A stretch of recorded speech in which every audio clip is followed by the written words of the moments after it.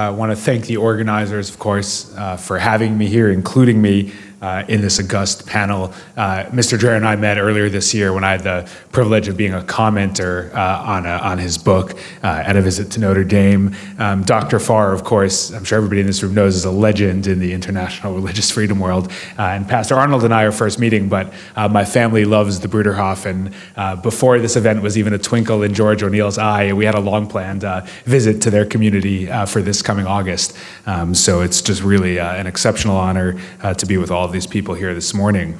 By way of introduction, I mean, you've already heard who I am, but I should probably give a disclaimer. I'm off in two ways here. First, I'm not a historian. I'm a political scientist. I do political theory. So political theory means not only am I not accountable to numbers like the mathematicians or the economists, I'm not even accountable to facts like the historians. We just make stuff up and then write it down.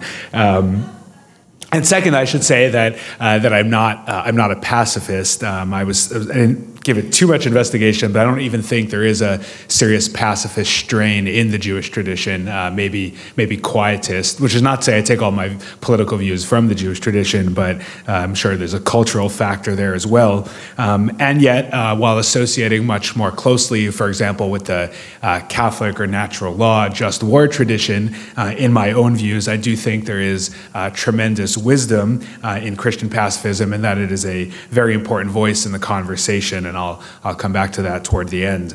As far as wars go, I guess I thought about this in terms of three types. My brain wants to organize things, so I thought about wars that are against religious freedom, maybe on both sides, wars that are for religious freedom, perhaps on one side at least, and wars that are kind of neither for nor against religious freedom, but affect religious freedom. And probably in some respect, maybe all wars are partly in that third category of at least affecting religious freedom, if not about them. And to be sure, those first two categories, I think there are very few wars that are fought first and foremost explicitly over religious freedom.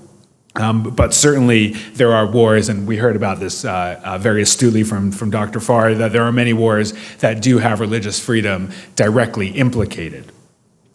The wars of religion, wars for, and so the outcome may have been an outcome that pointed toward religious freedom because of the Westphalian system, but it's also the case that neither side was particularly interested in, during the fighting of those wars, neither side, the Protestant nor the Catholic, was particularly interested in religious freedom. Victory meant being able to impose each side's own choices on whoever was defeated. Instead, they just split up in the end. But certainly we think about those wars as a contest for religious control. But I wanted to talk about something a little bit more contemporary and that I've seen a little bit more up close, not being centuries ago, but the Vietnam War, which I don't remember from my own lifetime, but something that I witnessed, the effects of which I witnessed when I visited Vietnam on a delegation with the U.S. Commission on International Religious Freedom. Of course, as a result of the United States and its side not winning that war, communism took over not only the North, but the South. And the severe religious repression in Vietnam continues today because we lost that war.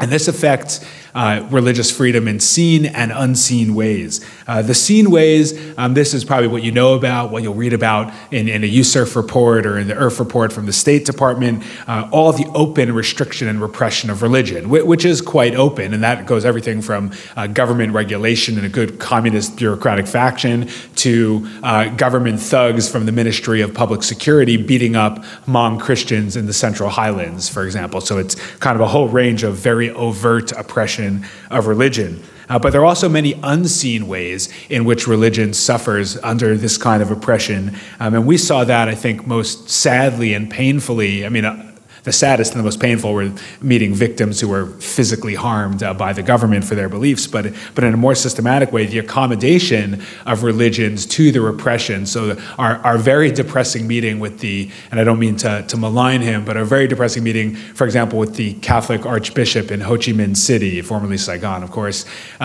where the church under his leadership, for reasons that are understandable and reasonable, but has entirely accommodated itself. There is no prophetic democratic spirit. No priest is appointed or moved or anything without conferring with the government. No priest would be ordained unless it was someone the government found to be kosher, if I could mix metaphors here. And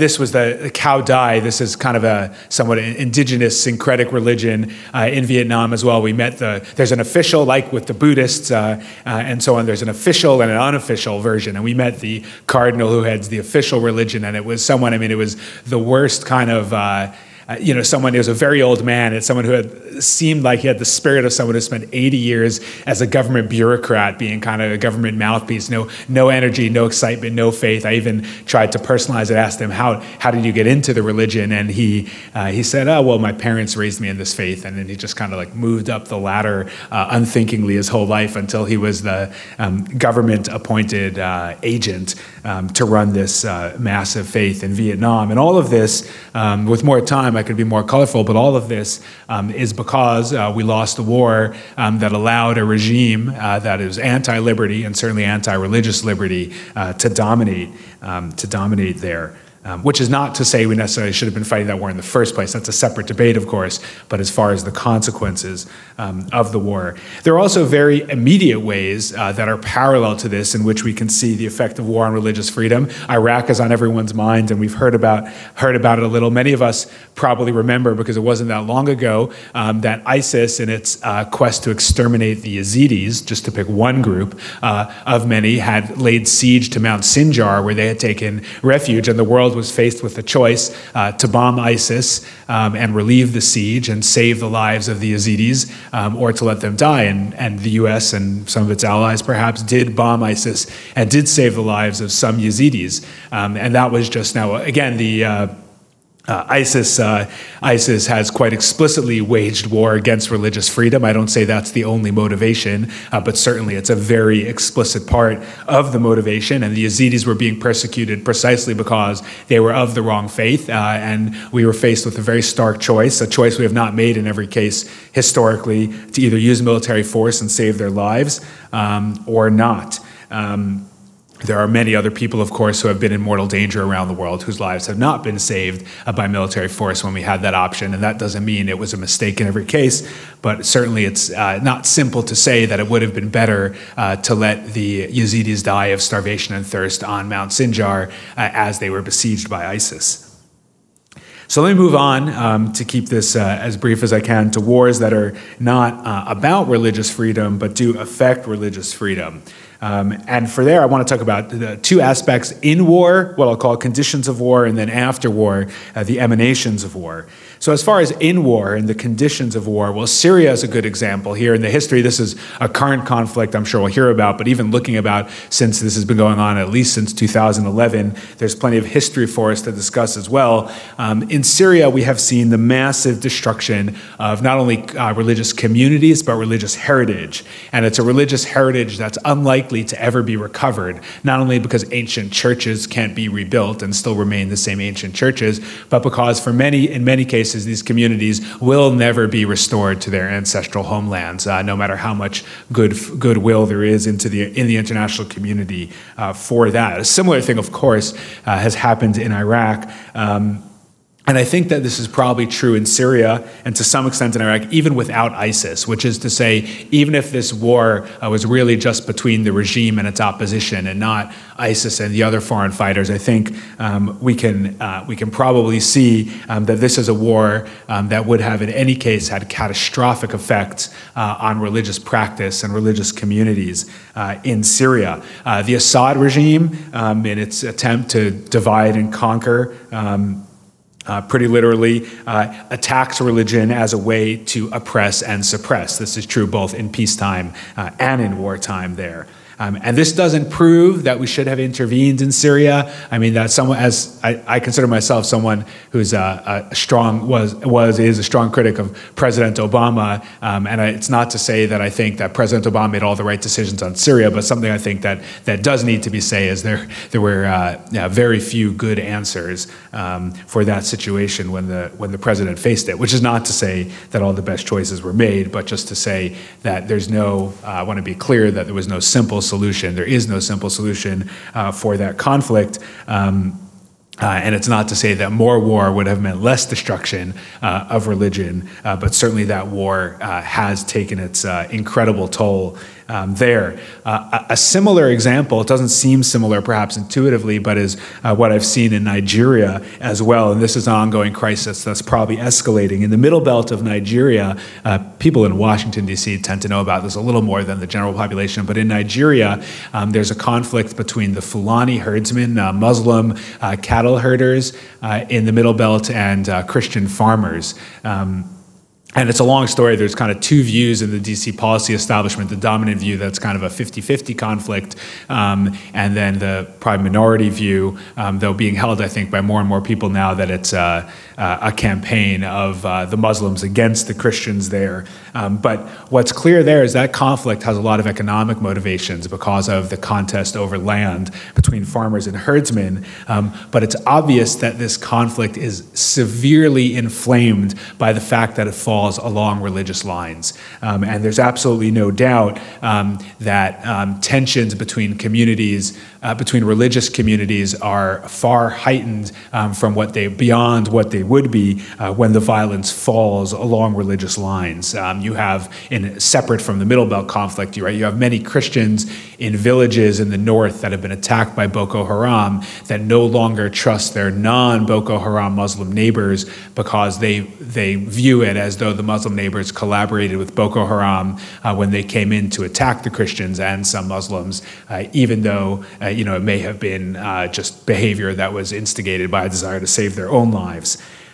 So all of that is just, again, a very quick adumbration of how war can be not about religious freedom, but inevitably, and we could probably go on with every example of every war, about how war can deeply affect religious freedom in the conflict itself. But then there's after the war, what I call the emanations of war. And this goes quite closely to what Mr. Dreher had started off with, speaking about the way in which societies are transformed when they fight wars. And it's important to note that societies are transformed when they fight wars, even when that war is largely not fought on their own territory. We can think of England, France as well in World War I, thinking about the United States in World War II, World War I as well in some respect, but it's probably more vivid in American history, thinking about, for example, the way the entry of women into the workforce in World War II was a catalyst for massive social changes, for good, not to say all for ill, right? Some of these changes, depending on which example you pick, can be for good or they can be for ill. But I think what's undeniable, like Mr. Dreher said, is that war, both where it takes place and in the societies that fight it, where it does not take place, is an incredible disruptor of traditions, structures, and hierarchies. And again, that's true both for good and for ill. And therefore, even when war is good, and not everyone here, of course, will think that war can be good sometimes, but even when war is good, ultimately war will always be partly bad, we should be wary, or at least mindful, of the societal upheavals that follow. Because there may be indeed, and the example from France was very illustrative, there may be indeed great cost to traditional religious forms and orders. And I think World War I certainly gives us a great example of that. And so the lessons for us, and especially for policymakers, I think are first that war itself, like any tool, is not good or bad. War is good or bad depending on who wields the power. Now, war will always involve bad things. I don't deny that. We certainly make a lot of mistakes, but when power is wielded by the right side, then it can be good. And unfortunately, I think we are reaping today in the world the consequences of some number of years of a retreat of American power from the world. Second, war can be an important tool for international religious freedom. Rwanda, which was not a religious conflict, where we didn't intervene, we can contrast that with the Rohingya, not that we have intervened militarily there, but an example where someone told at dinner last night the story of Rohingya Muslim children in Burma being thrown into the fires of their villages that were being burned down. Speaking for myself only, I will say that I would not have been sorry if someone with a gun had stopped that. Now, none of this addresses whether it's in our country's interest or any other particular's interest to go to war for the sake of international religious freedom in a particular case. but it does mean that that is an option that should be on the table. Power, of course, can be abused and corrupted, but I, as a non-pacifist, don't think that this is an argument against power. It is an argument for oversight and for separation of powers, for checks and balances.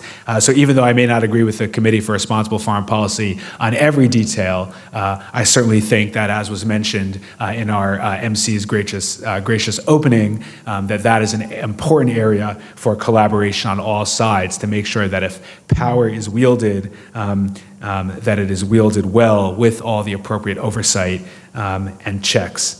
And of course, to keep in mind that not only can power be abused and corrupted, but even when power is used well, there are side effects, and what I'll call in quotes, side effects, and necessarily so. And we need to accept those consequences when we make our decisions. We need to recognize that there are unintended consequences, which is to say the ones we don't intend but can foresee, the great devastation that occurs necessarily when violence is used, and the unanticipated consequences, which are different from the unintended ones, because though we also don't intend them, we also can't foresee them. And that includes a lot of the societal upheavals, which are impossible to predict.